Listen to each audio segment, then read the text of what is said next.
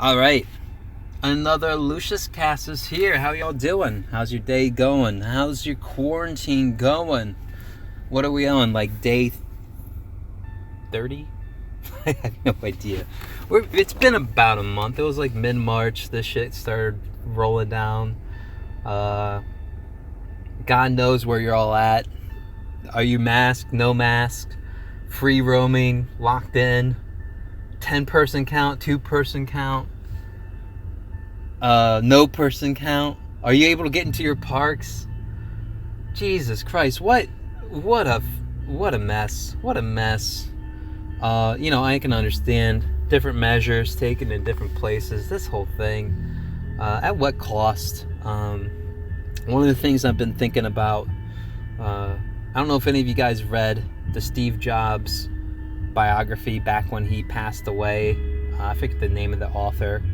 Overrated book in my opinion. It basically goes through like his Apple product launches. It reads more like a Wired magazine article than it does like expanded article than it does like an actual biography. Like you don't really get to know the guy, you just know like the story behind the Apple launch and the Apple II and his ousting from the company, blah blah blah blah blah, down the line, right?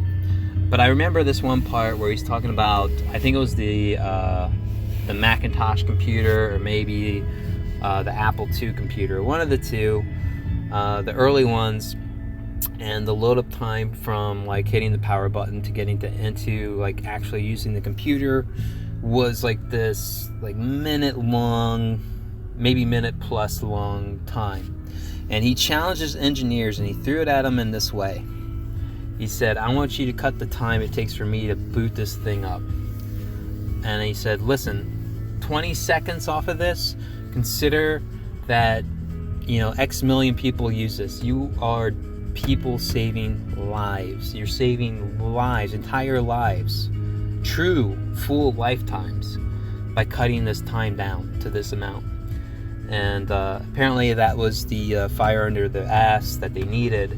And I'm going to say, let's reverse engineer that onto this whole quarantine thing. This is just a rhetorical question. This is up to you. You can decide for yourself. Do you feel like you've really been living this past month?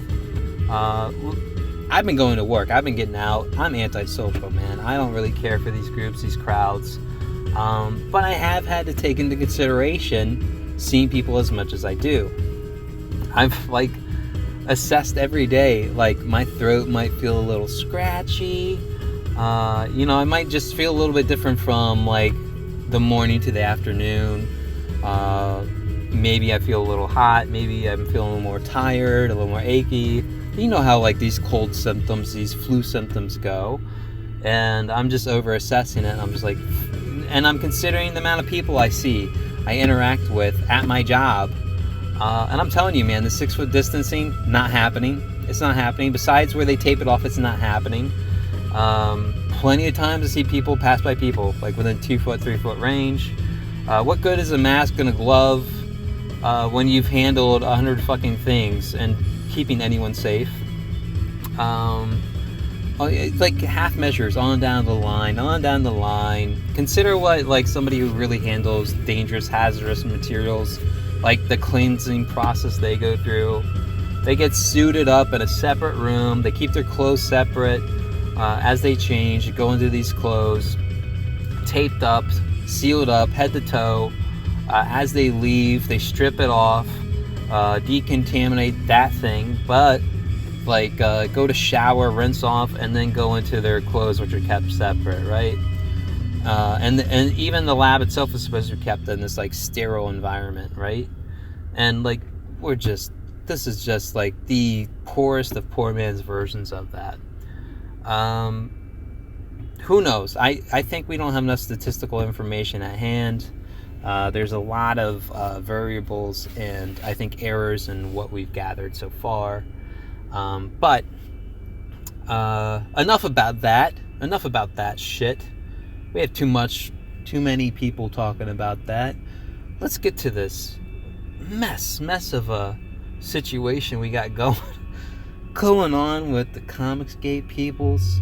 My God, I thought we buried the hatchet. I thought we had a few more smiles on faces out there. Good Lord, Liam, my man, can you save us?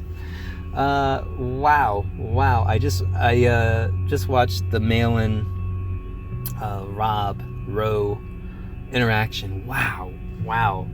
I kind of feel like I'm like in the story that your boy Zach talks about, walking into that New York deli or whatever, and somebody wants to use the bathroom, and there's just a cursing fit that happens, and I'm just like, oh man, I don't know if I want to come here anymore.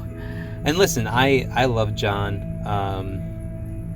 Ultimately, my approach to anybody is, even the people you think are your enemies and they've outright kind of made it that way, is that, man, we could have, I feel like we could have grabbed drinks or something, and we could have talked about 95% of life, 95% of the topics out there to talk about, and we could have been completely fucking cool. We could have held it down. We didn't have to harp on these differences. We didn't have to castigate ourselves as like the one true evil in this society, in this world. We could have just held a like fucking conversation about how fucking Games of Thrones fell apart at the finish line, man. Like, I'm in that camp. Who isn't in that camp? Who truly believes that was the perfect way to wrap it up? That's another talk, and it's a bit dated at this point, but you get my point. Like, there's plenty of water cooler topics. There's plenty of things we can talk about. I know I'm diametrically opposed to people I'm good friends with. And you know what? I'm able to talk about shit that doesn't involve the stuff that we're going to just, like, disagree on.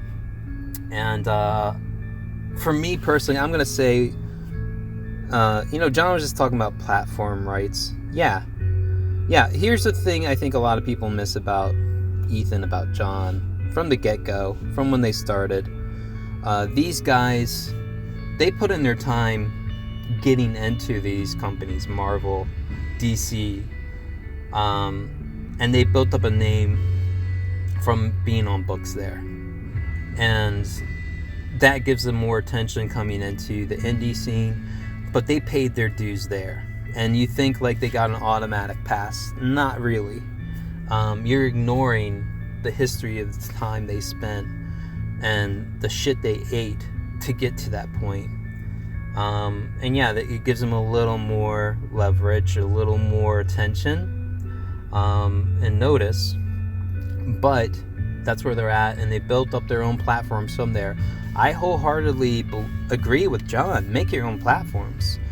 John doesn't follow me on Twitter. I'd like him to. What I like about John the most is that he does not blow smoke up your ass. He does not kiss your ass. He does not give you a false sense of accomplishment or merit. He's critiqued stuff that I've done, and I was like, oh man, come on, man. I'm just making you some fan stuff. He's also been a good sport. I know it bothers him that I do like the kind of gay attire on him, and he's run with that, and he's run with it pretty well. But I've seen like the first face he throws up when he sees it, and I know that it bothers him. But like John Malin, he doesn't retweet you like softly. He doesn't like you softly, like on Twitter. Like, it's not like just like he's just doing it for to get you to like him back. If I get true praise, if I get that follow from John, I feel like I earned it. And I know I could like pay him for it. I don't want to. I want to earn it. Same with Anna. Anna doesn't follow me. Ethan didn't follow me for the longest time. I put up that Fantastic Four E-Jack showpiece, and then I got his follow. I had sent him fan art of him, fan art of Cyberfrog. I've done God knows how many fan arts of Jack Show and Cecil. I consider them major wins for me. It's like, wow, I finally got fucking Ethan Van Sciver to follow me back. I didn't have to beg him for it. I didn't have to pay him for it. I just did what I did until he noticed that, yeah, this guy's doing stuff I like. It's the same way with John.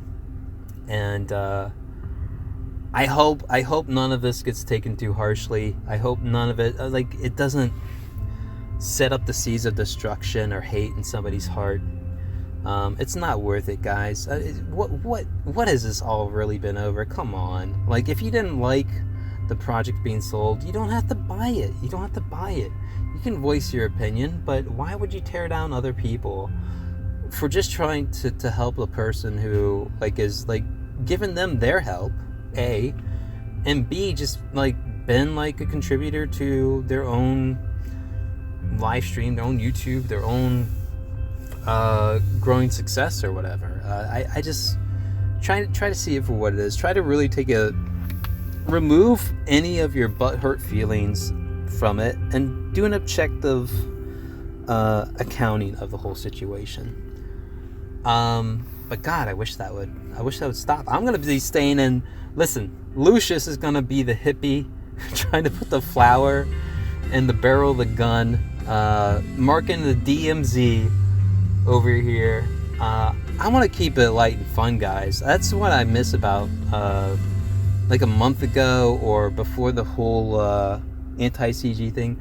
I just want to go back to that, just that feeling of positive energy, of giving each other some shit, breaking some balls, having good times, man. That's what I want to go to.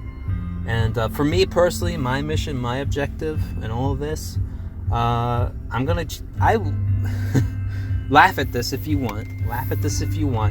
I want to be on the level of Rob Willis, man. I want to be in that in my mind, Rob Willis is pro level. He is pro platinum level.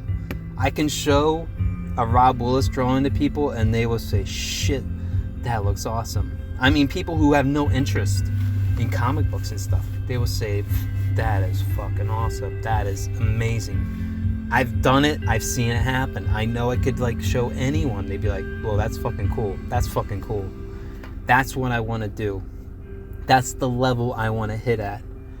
You don't know my name. You don't know my name. But you will respect what I do. You will like what I do. That's what I want to be at. And that's where I consider Rob Willis at. And listen, that's not a bash to anyone else out there doing their own work. I have major props, major respect for anybody. I don't care if you're considered trash bin tier, meme tier, okay tier, art. I respect anyone who puts in the time. I respect anyone who puts themselves out there on the plank, walks the plank, and the sea of this whole thing. I really do. And the people who put out any books, I have major respect for them. Believe me, I'm staring at these sample pages that stare back at me, and I've been holding off on. I need to get on it. I'll probably get on it in this whole thing just because I get the feeling there's too many tensions at play, and also the crushing need to just get this shit done and out there. On the back end of this, I'm gonna close this off here. We're approaching the end of the second track of Explosions in the Skies. The Earth is not a cold, dead place. All right. I want to put it out there. I want to be the artist on Dick Rider. All right. I am going to put out sample pages showing what I have in mind. I will collaborate with Cecil and stuff, but listen, this isn't going to happen unless the people ask for it. This isn't going to happen unless you push for it. And I have my own ideas of what I do with it already. I've been marinating on the whole thing this whole time as I've been working on the pieces, trying to make sure it's top notch. I'm basically making up the plot on my own, doing whatever text on my own, layouts, the drawing / inking. I guess I consider it one the same for me. The coloring, the lettering, it's all going to be me. This is all me, all right? Based off of just the simple things that Cecil's described. But I'm telling you, I have my own projects in mind already. I'll go forward with that. But I would put everything on hold to do this project. So if you like Lucius, if you like what I'm doing with it, I'll release those sample pages. I'm gonna do this next month. It has to be next month. I'm gonna put my best foot forward on that shit. I'm really gonna try to knock it out of the park for you guys. If you like it, and if you believe in me, fucking campaign for it. For me, man. Message Cecil, man. Message all the mainstays, all right?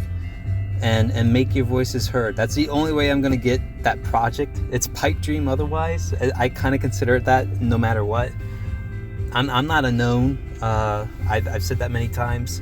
I'm a relative unknown. If you like my stuff, I appreciate you being a fan, as always. And fucking 61 subscribers at last count is what I saw. 80 something views on my last video. God damn. Thanks to Cecil on that, because I know he retweeted me and said just subscribe to Lucius, follow Lucius. And I'll forever be in this guy's corner. I've offered him up God knows how many hours of my time on the fan art and stuff, but my following, my base that I have, I owe to him a lot. And thanks for hanging in there with me. I hope the best is yet to come, for me, for you, for everyone.